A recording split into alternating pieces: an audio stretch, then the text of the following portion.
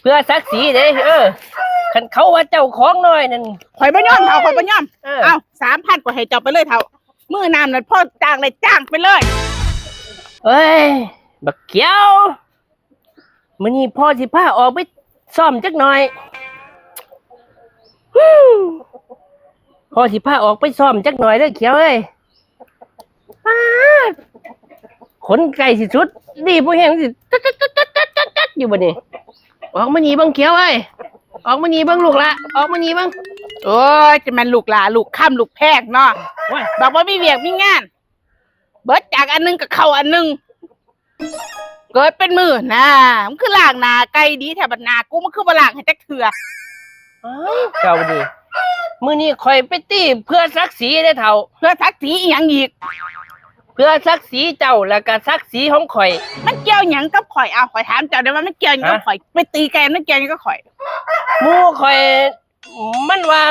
ของเมียข่อยน่ะมันน้อยไม่ได้จังว่าจังสั่นเฒ่าหมู่เจ้าคือว่าจังสั่นมื้อนี้ข่อยสิไปท่าตีกับไก่มันเลยมันว่าของเมียมันใหญ่มันว่าเอาไก่ไปตีเพื่อศักดิ์ศรีข่อยแม่นเพื่อศักดิ์ศรีเจ้ามันคุยใส่แต่ข่อยว่าเมียกูนั่นหิวใหญ่มันว่า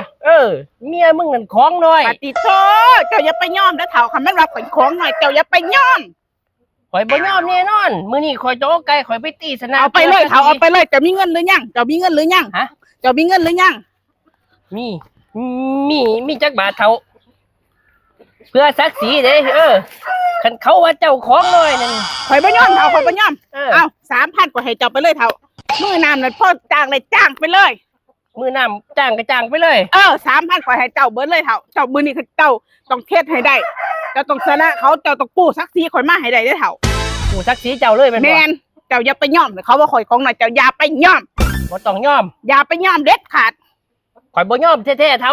ดีแห้งเฒ่าดีมากเขาดีมากเดี๋ยวบักเขียวข่อยนี่ข่อยสิซื้อซุปไก่แบนยังบำรุงได้บำรุงไปเลยมื้อน้ำนี่พ่อจ้างได้จ้างไปเลยเฒ่าเอาให้ชนะจ้างมื้อน้ำไปเลยกู้ศักดิ์ศรีของข่อยคืนมาเด้อเฒ่า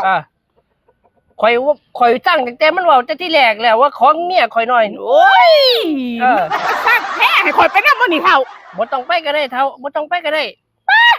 จะได้กับของเจ้าบ่ต้องสร้างโทรจะมาเปิดให้เบิ่งเลยนะเฒ่า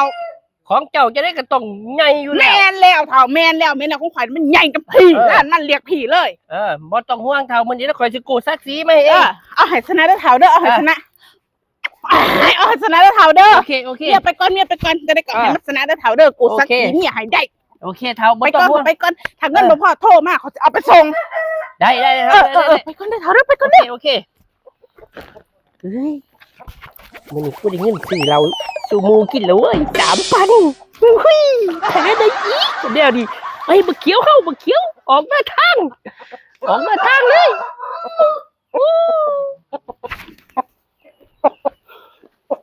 ไปเลย